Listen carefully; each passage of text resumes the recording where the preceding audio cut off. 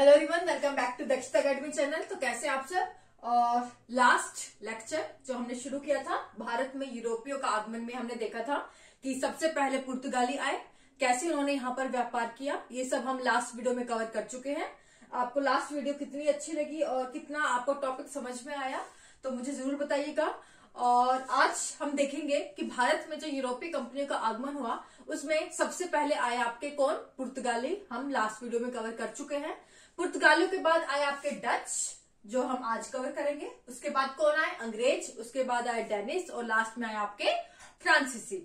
तो टॉपिक शुरू करने से पहले दो क्वेश्चन मैं पूछना चाहूंगी आपके लास्ट टॉपिक से, जिससे मुझे पता लग जाएगा कि किन स्टूडेंट्स ने जो है टॉपिक को ध्यान से देखा था। तो पहला क्वेश्चन जो आपको कमेंट करके बताना है, अभी तो करना है, साथ में वीडियो के लास्ट में नीचे जो आपके कमेंट करते हैं वहां पर बताना है आपको। पहला क्वेश्चन आपसे पूछा है मैंने, फर्स्ट क्वेश्चन है कि जो पुर्तगाली जो भारत में आए, तो भारत में जो उन्होंने प्रवेश है, एंट्री है, वो कौन से तट से किया था। तो पहला क्वेश्चन आपको आंसर देना है कि पुर्तगालियों ने भारत में प्रवेश कौन से तट से किया, तो उस तट का नाम बताना है। दूसरा क्वेश्चन आपसे पूछा है मैंने ये कि भारत में वो कौन सी चीज का व्यापार करने के उद्देश्य से वो भारत में आए। तो उन्होंने भारत में, पुर्तगालियों ने भारत में किस चीज का जो है व्यापार भारत से किया। तो ये दो क्वेश्चन का आंसर आपको नीचे कमेंट सेक्शन में मुझे बताना है। वीडियो के बाद में मैं कमेंट देखूंगी, लास्ट में वीडियो के बाद में नीचे कमेंट देखूंगी किन स्टूडेंट्स जो है कमेंट किया है। तो ये आपको दो क्वेश्चन का मुझे कमेंट करके बताना है, आंसर बता। अब हम टॉपिक पर वापस आए। हमने देखा था कि भारत में जो यूरोपीय जो सबसे पहले आए आपके कौन, पुर्तगाली। उसके बारे में हमने कल डिटेल में देख लिया। पुर्तगालियों के बाद में कौन आए, डच। और डच आज हमें कंप्लीट करना है। डच के बाद में कौन आए आपके, अंग्रेज। उसके बाद डेनिस, लास्ट में आप कौन आए, फ्रांसीसी। और आज हमें पढ़ना है डच के बारे में, जो आपके पुर्तगालियों के बाद जिन्होंने भारत में प्रवेश किया। अब सबसे पहले तो डच के बारे में आप जान लें। डच जो है, आप जो है किस कंट्री को डच कहा जाता है, ये आपके जो है नीदरलैंड, या फिर इसे हम और एक नाम से जानते हैं, हॉलैंड।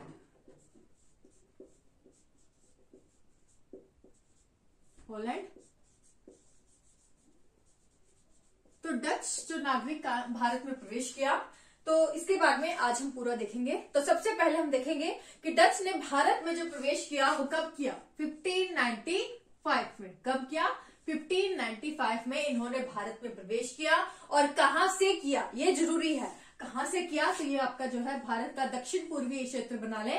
तो यहाँ पर आपका जो है, आपका कौन सा तट है, ये है आपका कोरोमंडल तट। कौन सा तट है, कोरोमंडल तट। यहां से आपका डच नागरिक ने यहाँ पर जो है हमारे कोरोमंडल तट से भारत में व्यापार के लिए यहां से प्रवेश किया। और जो कोरोमंडल तट है, ये कौन से राज्य में आता है, यहाँ पे आपका कौन सा राज्य है, आपका आंध्र प्रदेश और ये आपका तमिलनाडु राज्यों में आपका कोरोमंडल तट जो है आपका आता है। दक्षिण पूर्व क्षेत्र है जो आपका, ये यहाँ पर आपका तमिलनाडु है और आपका आंध्र प्रदेश है। तो इन राज्यों में आपका कोरोमंडल तट पड़ता है। और यहाँ से डच ने प्रवेश किया भारत में व्यापार करने के उद्देश्य से। दो चीज क्लियर होगी। पहली कब आए, 1595 में आए तो कहां से प्रवेश किया, कोरोमंडल तट से इन्होंने प्रवेश किया। अब तीसरी इंपॉर्टेंट चीज है कि इन्होंने किस चीज के व्यापार के लिए भारत में प्रवेश किया, कि भारत को मेनली किस चीज का इन्होंने भारत से जो है व्यापार किया, किस चीज का यहाँ से एक्सपोर्ट किया, निर्यात किया। तो इन्होंने किस चीज का व्यापार किया, वस्त्रों का निर्यात या एक्सपोर्ट इन्होंने भारत में किया। तो कई बार आता है कि सबसे पहले कई बार कंफ्यूजन रहते हैं स्टूडेंट्स को कि वस्त्रों का जो निर्यात था या फिर जिसका व्यापार था भारत में, जो वस्त्रों का जो व्यापार था वो अंग्रेजों ने किया सबसे पहले। ऐसा नहीं है, सबसे पहले किसने किया, आपका शुरुआत किया आपके डच ने। तो डच ने भारत में वस्त्रों का निर्यात, उनका एक्सपोर्ट करने के उद्देश्य से जो है यहाँ पर प्रवेश किया। तो वस्त्रों का निर्यात आपको याद रखना है, किसने सबसे पहले किया? आपके डच ने किया। ये नहीं है कि इन्होंने सिर्फ वस्त्रों का निर्यात किया, इसका व्यापार किया, इसके अलावा इन्होंने मसालों का भी व्यापार किया इंडिया में, रेशम का भी व्यापार किया। लेकिन जो इन्होंने मेन चीज जिस व्यापार के उद्देश्य से इंडिया में प्रवेश किया वो था आपका वस्त्रों का निर्यात। तो ये चीज आपको जो है याद रखनी है। उसके बाद अब इन्होंने, डच ने जो भारत में जो डच ईस्ट इंडिया कंपनी की स्थापना जो है यहाँ पर की, और डच ईस्ट इंडिया कंपनी की स्थापना इन्होंने कब की? 1602 में इन्होंने डच ईस्ट इंडिया कंपनी की स्थापना की। और इसके लिए इन्होंने जो है क्या बनाया? 17 सदस्यीय बोर्ड बनाया। इस कंपनी की देख रेख के लिए डच ने क्या है, डच सरकार ने क्या किया? 17 सदस्य बोर्ड बनाया, ताकि जो 1602 में यहाँ पर जो इन्होंने डच ईस्ट इंडिया कंपनी की स्थापना की उसकी देख रेख के लिए उन्होंने एक बोर्ड का गठन किया जिसमें 17 मेंबर्स थे। 17 जो है आपके 17 सदस्य थे। अब मेरा जो बोलने का है कि आपको लगता होगा मैं हिंदी में 17 को हिंदी में 17 बोलते हैं, मैं 17 बोलती हूँ। वो होता है लोकल इफेक्ट है मेरा, जो जहां पर मैं रही हूँ शुरुआत से, तो यहाँ पर हम क्या बोलते हैं? 17, है ना। तो काफी लोगों को लगता है, कई बार कमेंट आता है, लास्ट वीडियो में कई बार आया मुझे कमेंट कि आप मैम कई चीजें बहुत अजीब बोलते हो, जैसे कि इसको मैं 17 को वैसे हिंदी में बोला जाता है 17, मैं बोलती हूँ 17। आदत नहीं छूटती है क्योंकि हमने जो बचपन में जो सीखा होता है वही आगे तक हम बोलते रहते हैं। तो 17 जो लोगों का एक बोर्ड बनाया जो कि 1602 में जो आपकी डच ईस्ट इंडिया कंपनी बनी उसकी देखरेख इन्होंने की। आगे चलकर जो है डच ने क्या किया? आपका यहाँ पे लिख दो, मसूलीपट्टनम में। कहा? मसूलीपट्टनम, ये जो कि कहाँ है? आपके आंध्र प्रदेश में है। तो मसूलीपट्टनम ने डच ने जो है आपका व्यापारिक कोठी की स्थापना की, और ये कब की इन्होंने? 1605 ईस्वी में। तो सबसे पहले जो डच ने व्यापारिक कोठी की स्थापना की वो कहां पर की? क्वेश्चन आता है मसूलीपट्टनम में। इसके बाद इन्होंने बंगाल, बिहार, ओडिशा में भी की, लेकिन क्वेश्चन पूछा जाता है कि सबसे पहले कहाँ स्थापना की। तो सबसे पहले जो व्यापारिक कोठी की जो इन्होंने स्थापना की, जहां पर इन्होंने सबसे पहले जो अपनी फैक्ट्री लगाई है डच ने, वो कहाँ लगाई है? 1605 में मसूलीपट्टनम में। इसके अलावा इन्होंने जो है अपना मुख्यालय बनाया। वो कहाँ बनाया? अपना हेडक्वार्टर जो है वो कहाँ बनाया डच ने? तो वो आपका बनाया बाटविया में।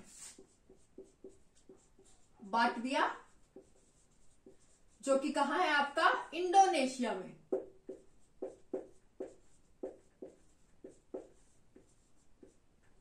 तो यहां पर जो है इन्होंने जो है अपना जो हेडक्वार्टर है, अपना मुख्यालय है आपका डच का, कहां पर इन्होंने बनाया? बाटविया में, इंडोनेशिया के बाटविया में इन्होंने हेडक्वार्टर जो है बनाया। तो यहां तक समझ आया? अगर समझ वीडियो आ रही है तो प्लीज वीडियो को लाइक करने में कंजूसी ना करें, लाइक करें। चैनल पर नए हैं तो सब्सक्राइब कर लें, और वीडियो को प्लीज ज्यादा से ज्यादा अपने फ्रेंड्स के साथ जरूर शेयर करें, अपने व्हाट्सएप ग्रुप्स पर शेयर करें, व्हाट्सएप स्टेटस लगाए पर प्लीज शेयर करें, ताकि ज्यादा से ज्यादा स्टूडेंट्स को जो है वीडियो पहुंच सके और मेरी मेहनत भी जो है साकार हो सके।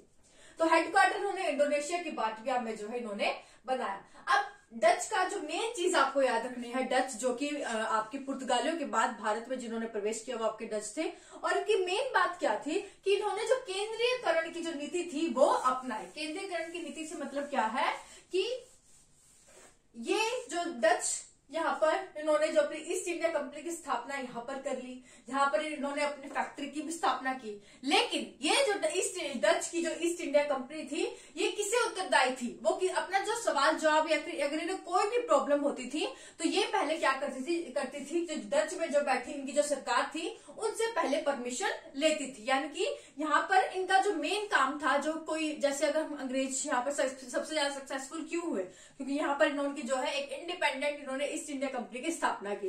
पुर्तगालियों का भी इसी तरह से, पुर्तगालियों ने जो अपनी पुर्तगाली ईस्ट इंडिया कंपनी बनाई थी, इन्होंने भी जो उनके मेन काम थे वो अपने खुद से डिसीजन लेते थे। अगर उन्हें किसी भी चीज का व्यापार करना है, कोई डिसीजन लेना है तो खुद से लेते थे। लेकिन डच के साथ क्या था कि इन्हें अगर कोई डच ईस्ट इंडिया कंपनी को अगर कोई भी डिसीजन लेना है या फिर किसी चीज का व्यापार करना है, कोई अगर संधि भी करनी है कोई, तो इसके लिए पहले वो जो है अपने जो उत्तरदायी सरकार थी उनसे पहले परमिशन लेती थी। वहां से जब जवाब आएगा तब वो कोई काम जो है आगे कर सकती थी। तो इस तरह से देखें तो डच ईस्ट इंडिया जो कंपनी थी ये अच्छे से चल नहीं पाई, क्योंकि इनके जो कामों में काफी जो है देरी हो जाती थी।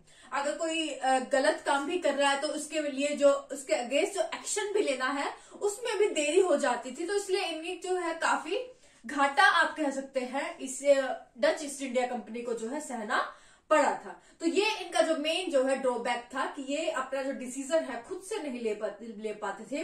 केंद्रीयकरण की इन नीति थी इन्होंने अपनाई थी कि ये उत्तरदायी सरकार जो डच की जो उत्तरदायी सरकार थी उनसे पहले परमिशन लेते थे, उसके बाद वो जवाब देते थे, उसके बाद ही ये आपका आगे कुछ कर पाते थे। तो ये मेनली आपको जो है इसके बारे में याद रखना है।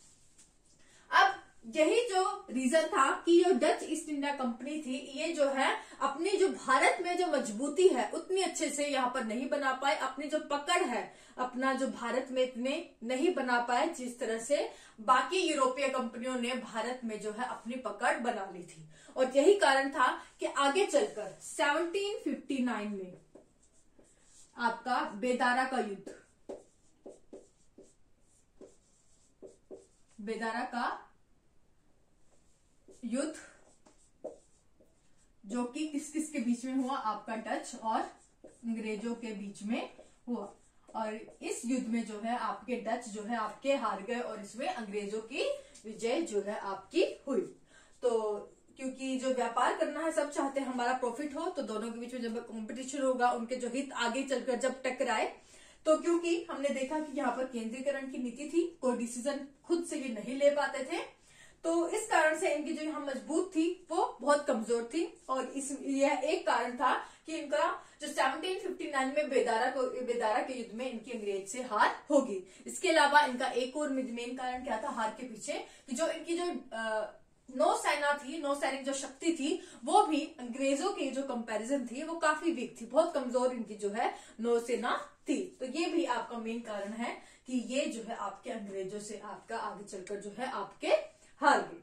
तो ये था इस तरह से जो है किनका, डच का भारत में इस तरह से पतन हो गया। कहा बेदारा का युद्ध इंपॉर्टेंट है 1759 में, किस किस के बीच हुआ, डच और अंग्रेजों में हुआ, जिसमें डच की हार होती है और अंग्रेज इसमें जीत जाते हैं। तो ये था पूरा डच के बारे में जो कि भारत में आपके पुर्तगालियों के बाद आए, 1595 में आए। 1602 में इन्होंने डच ईस्ट इंडिया कंपनी की स्थापना की। भारत में इन्होंने प्रवेश कहां से किया, कोरोमंडल तट से किया। हमने देखा था कोरोमंडल तट से आपका प्रवेश किया जो कि आपके तमिलनाडु और आंध्र प्रदेश राज्यों में पड़ता है। भारत में इन्होंने व्यापार जो है करने किस उद्देश्य से भारत में एंटर इन्होंने किया, तो वस्त्रों का जो निर्यात करना था मेनली उस उद्देश्य से, उस चीज का व्यापार करने के लिए इन्होंने भारत में प्रवेश किया। इसके अलावा इन्होंने रेशम का व्यापार भी किया, मसालों का व्यापार भी किया, लेकिन मेनली इन्होंने वस्त्रों का निर्यात जो है आपका भारत से किया। और इनका जो मुख्यालय था डच ईस्ट इंडिया कंपनी का, वो कहाँ था, इंडोनेशिया के बाटविया में जो है इनका जो है मुख्यालय बना। बेदारा के युद्ध में से इनका जो है पतन हुआ 1759 में, जिसमें डच जो है आपके अंग्रेजों से हार गए। ओके, तो यहाँ पर उम्मीद करती हूँ आपको पूरा समझ आ गया होगा। फिर भी अगर आपको कोई भी डाउट है तो मुझे आप वीडियो के बाद में नीचे कमेंट करके जरूर पूछ लीजिएगा, मैं आपको साथ में जो है रिप्लाई कर दूंगी। तो यहाँ तक अगर पूरा आपको समझ आ गया है तो अभी थोड़ा सा हम रिवाइज कर लेते हैं कल की वीडियो के बारे में। कल मैंने आपको रिवाइज करा दिया था और इसका भी मैंने एक बार रिवाइज करा दिया है डच का, कि कैसे कैसे हमने पूरा डच भारत में प्रवेश किया और अंत में उनका पतन कैसे हुआ। इनमें कोई भी डाउट हो आप मुझे नीचे कमेंट सेक्शन में पूछ लीजिएगा। नेक्स्ट वीडियो में हम पूरा अंग्रेज से पढ़ेंगे। अभी चाहूँ तो मैं अंग्रेज शुरू कर सकती हूँ, टाइम है, अभी ज्यादा टाइम नहीं हुआ है, थोड़ा हुआ है, लेकिन क्योंकि अंग्रेज काफी बड़ा टॉपिक है, डिटेल में हमें पढ़ना है, तो बीच में होच पोच हो जाएगा। अगर मैं आज ही इसके साथ शुरू कर दूंगी तो उसको हम अलग से पूरा टॉपिक लेंगे। ठीक है, तो आज के लिए बस इतना ही। वीडियो अगर आपको समझ आई है तो प्लीज लाइक करें, शेयर करें, चैनल पर नए हैं सब्सक्राइब कर ले। और हाँ, अगर आप फॉलो करना चाहें तो इंस्टाग्राम पर भी मैं जीके ट्रिक्स डालती हूँ, आप वहां पर जो है मुझे फॉलो कर सकते हैं। वहां पर सीधा अगर जाएंगे जीके फैक्ट्स एकेडमी, एक वो है और दूसरा है दक्षता एकेडमी, दोनों अकाउंट है, तो आप वहां से जाकर मुझे फॉलो कर सकते हैं। आज के लिए बस इतना ही। Thank you so much.